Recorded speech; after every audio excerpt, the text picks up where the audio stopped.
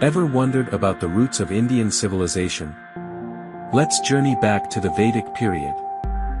Roughly 1500 to 500 BCE, the Indo-Gangetic Plain became the stage for a transformative era. The Aryans migrated, bringing with them a rich oral tradition. The Vedas, a collection of hymns, rituals, and philosophical insights, formed the cornerstone of this age.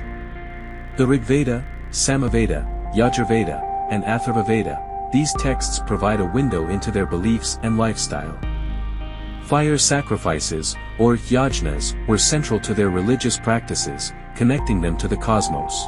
Indra, Agni, and Varuna were prominent deities. Society was structured around the Varna system, a hierarchical division that influenced social roles. From nomadic beginnings, they gradually settled, embracing agriculture and forming early kingdoms.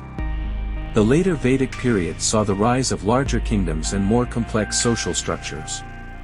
In essence, the Vedic period laid the foundation for much of Indian culture, religion, and social organization.